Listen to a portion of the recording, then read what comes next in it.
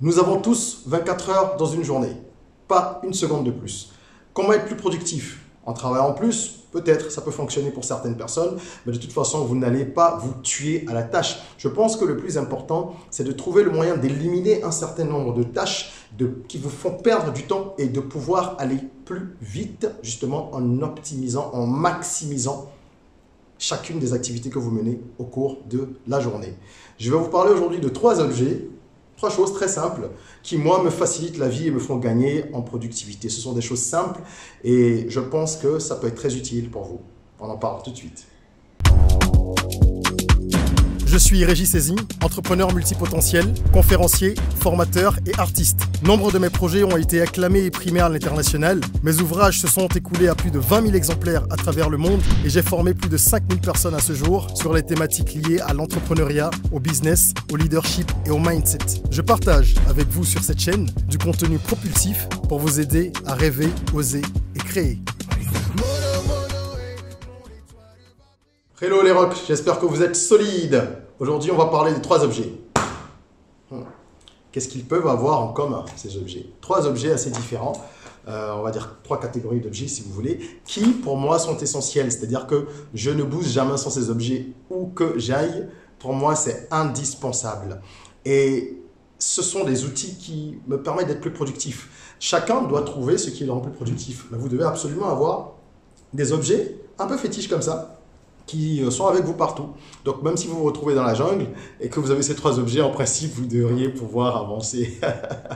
Alors, je vous invite à vous abonner et à activer la cloche de notification.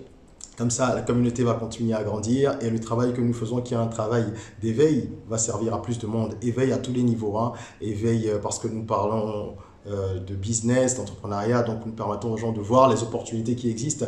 Éveil aussi au sens personnel, parce qu'on parle beaucoup de développement personnel et de mindset, et que nous brodons certains sujets autour de la spiritualité, même si ce n'est pas le cœur de cette chaîne. Il est impossible de vivre sans prendre en compte l'aspect spirituel, l'aspect mental, l'aspect invisible de nos existences. Donc voilà, nous abordons un peu tout ça. Bienvenue sur la chaîne des rocks, des gens qui rêvent, qui osent et qui créent. Alors, quels sont ces trois objets? Je vais commencer par celui-ci. Ça, je ne sais pas si vous voyez bien. Je crois que l'éclairage n'est peut-être pas au top, mais ce sont des mots fléchés. Alors, j'ai développé une passion pour les mots fléchés depuis très longtemps. Je devais être au collège, je crois, en tout cas, ça fait vraiment longtemps. Et je n'ai jamais arrêté d'en faire. Dans ce petit livre ou livret, il n'y a pas que des mots fléchés, il y a des mots croisés, des mots cachés, des mots casés, enfin, c'est des variantes. Mais ce que je préfère, c'est vrai, ce sont les mots fléchés, même si tous les autres répondent un peu au même principe dans une certaine mesure. Pourquoi est-ce que les mots fléchés sont pour moi un moyen d'accroître sa productivité? Simplement parce que ça fait travailler les neurones. Ça fait travailler les neurones sérieusement. Il y a deux aspects. Il y a déjà l'aspect linguistique. Quand vous faites des mots fléchés, des mots croisés et tout ce qui va avec, toute cette famille de jeux-là, quand vous en pratiquez, vous développez forcément un vocabulaire qui est intéressant.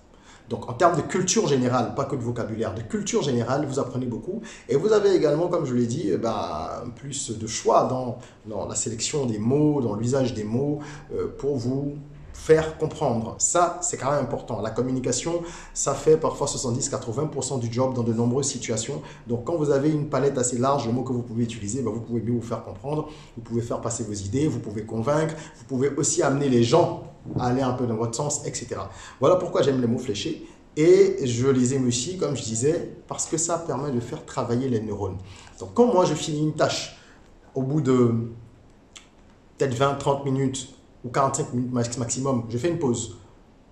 Ça fait partie de ce qu'on appelle la méthode Promodo, j'en reparlerai, qui consiste globalement à dire qu'il faut faire des césures entre différentes tâches pour laisser le cerveau respirer, s'aérer, parce que sinon on l'épuise lorsqu'on travaille pendant trop longtemps en continu sur une tâche et on est moins efficace. Donc quand je fais mes pauses, parfois ce sont vraiment des pauses où je souffle à 100% et dans ce cas-là, je ne fais rien. Je peux m'allonger 5-10 minutes, je peux également faire une petite méditation, mais je peux aussi, dans certains cas, et c'est assez fréquent d'ailleurs, prendre mes mots fléchés, faire un peu de tic avec mon stylo là, essayer de faire quelques cases, et je vous assure que quand je repars, quand je me remets dans le travail, il y a des solutions qui arrivent toutes seules. Il y a des choses auxquelles je n'avais pas pensé, qui me sautent à l'esprit, parce que j'ai activé un nouveau réseau de neurones, parce que j'ai l'esprit qui est beaucoup plus curieux et excité à ce moment-là. Donc pour moi, c'est essentiel, toujours avec mes mots fléchés, vous ne me verrez jamais sans, trouver quelque chose de similaire qui vous corresponde et vous verrez, c'est très pratique. Alors, deuxième objet, tadadam. On est toujours dans le monde de l'écriture là. Mais ça, c'est un bloc-notes, tout simplement. C'est un bloc-notes. Et vous n'imaginez pas à quel point ce petit bout de choses peut vous faciliter la vie. Je connais beaucoup de gens qui ne prennent jamais de notes. Et c'est problématique pour eux. De façon générale, ils ne prennent jamais de notes. Dans mes entreprises, lorsque j'ai un nouveau collaborateur, je lui donne deux choses. Un imperméable et un bloc-notes. J'ai pris cette habitude parce que j'ai remarqué pendant longtemps, à mes débuts, quand j'embauchais mes premiers collaborateurs, qu'ils ne prenaient pas de notes, qu'ils ne prenaient jamais de notes. Et je leur disais, mais c'est hallucinant. Bon, heureusement, vous n'êtes pas les seuls, ou malheureusement, vous n'êtes pas les seuls. C'est une habitude, les gens ne le font pas beaucoup en Afrique. Je ne sais pas si ailleurs, c'est similaire.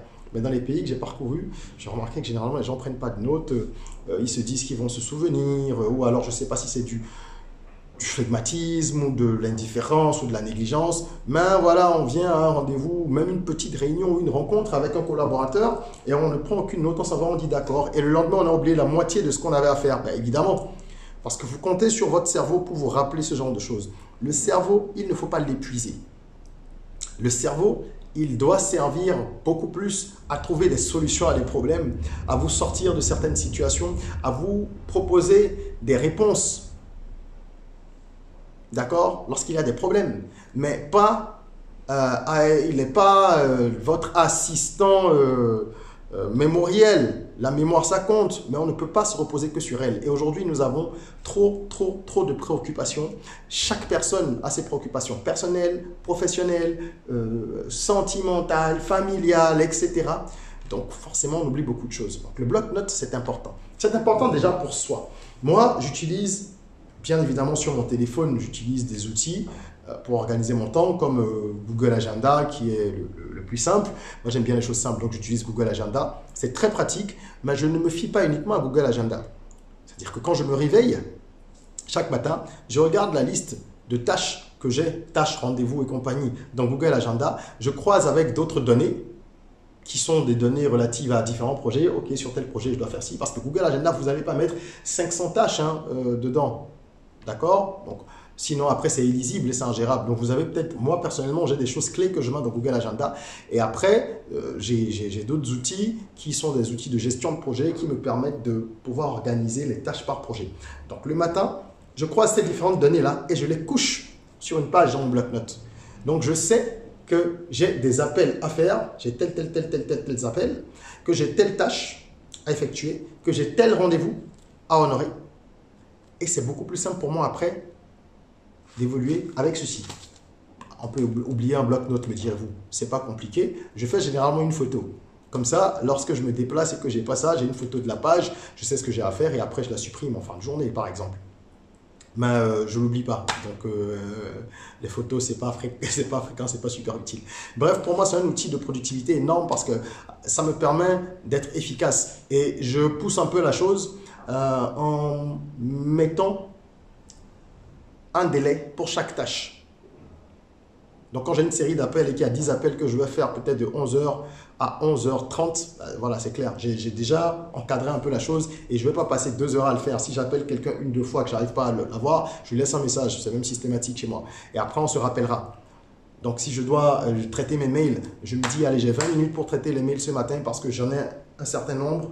Et puis, s'il y en a d'autres, ce sera pour le lendemain ou en fin de journée, sauf s'il y a une super grosse urgence. Donc voilà comment le bloc-notes me permet d'être plus efficace. Et dès que j'ai fini une tâche, bam, je barre. J'en ai fini une, bam, je barre.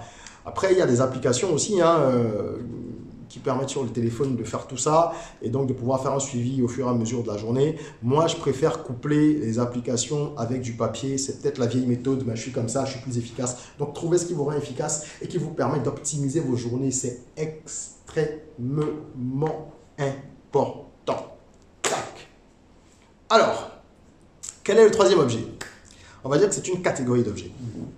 Catégorie de choses. Vous voyez là, j'ai un t-shirt blanc, un jean, un blue jean. Quel est le point commun entre les deux? Ils sont neutres. Le deuxième point commun, c'est que la matière, ce t-shirt est dans une matière qui fait qu'il ne se froisse pas facilement. Et j'ai d'autres t-shirts neutres qui se froissent encore moins. Alors pourquoi neutre? Bon, déjà parce que je trouve que c'est très pratique. J'ai de plus en plus de vêtements neutres dans ma garde-robe et dans des tissus, des textiles qui ne se froissent pas. Ça me permet de gagner du temps. Ça me permet de ne pas trop réfléchir. J'ai compris, après plusieurs années, j'ai fini par comprendre, il y a peut-être 2-3 années, 2-3 ans que j'ai compris que lorsque vous voyez quelqu'un comme Mark Zuckerberg ou comme Steve Jobs qui ont ou avaient, parce que Steve Jobs n'est plus, lui il avait un style très figé, c'est le cas de Zuckerberg et de plusieurs autres personnes, connues ou pas connues, il y a un aspect qu'on ne perçoit pas tout de suite, au-delà de l'aspect branding, parce que ça leur donne une image qui est facilement reconnaissable. Au-delà de cet aspect-là, il y a également le côté pratique. Vous n'avez pas à réfléchir longtemps quand vous vous réveillez entre les 45 chemises que vous avez, les 17 pantalons, pour faire des accords, des couleurs, des ceci et des cela. Donc vous allez beaucoup plus vite. Moi j'ai beaucoup aujourd'hui de t-shirts neutres. Et en fonction des endroits où je dois me rendre, quand ce n'est pas des rendez-vous avec des personnes physiques ou morales qui pourraient mal prendre ça parce qu'on est dans des environnements un peu particuliers en Afrique, moi j'enfile mon t-shirt, j'enfile mon jean et je suis parti. Et des jeans, j'en ai plusieurs aussi qui sont unis. Donc je ne perds pas de temps, je vais vite. C'est très crucial pour moi. Comme ça, quand je gagne du temps, ce n'est pas pour bosser 10 fois plus forcément, mais quand je gagne du temps, je l'utilise à faire des choses qui me font plaisir. Je vais me relaxer un peu, je vais faire de la lecture, etc. Donc pour moi, aujourd'hui, c'est essentiel d'avoir des vêtements neutres dans sa garde-robe, des choses faciles à porter, qui s'accordent un peu avec tout, qui ne vous demandent pas forcément beaucoup de travail, du repassage, tu veux repasser, il y a une coupure de courant. Il faut tenir compte de nos environnements. Tu as une coupure de courant, même si tu as un groupe électrogène, le temps d'aller l'allumer, blablabla. Voilà. Donc pour moi, la productivité, ça passe également par une garde-robe qui est une garde-robe efficace. Et de toute façon, vous l'avez peut-être remarqué dans certaines de mes vidéos, j'ai de plus en plus de t-shirts neutres que je porte et ça va être encore plus le cas dans les mois et les années à venir. Voilà. Ne perdez pas trop de temps, sauf si vous êtes à vous habiller, sauf si vous êtes dans un métier qui demande justement de prendre soin davantage de son image pour les femmes, de se maquiller, etc. Ou si vous aimez ça, tout simplement, alors faites-le. Mais si vous êtes une personne qui, comme moi, recherche la productivité, l'efficacité, qui veut aller vite et bien, vous pouvez être très présentable tout en étant habillé simplement et avec des vêtements qui ne vous font pas perdre du temps. Voilà. C'était mon partage du jour. J'aimerais bien savoir quels sont vos objets super utiles pour la productivité, ce que vous utilisez. Partagez en commentaire, ce sera utile pour tout le monde. Il y en a d'autres, hein. J'en ai bien d'autres, mais là je voulais mettre l'accent sur ces trois-là parce que ça peut paraître un peu improbable pour un certain nombre de personnes. Donc voilà.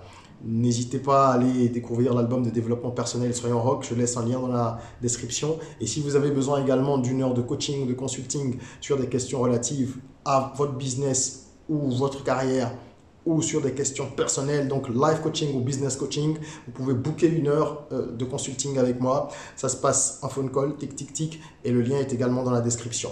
Voilà.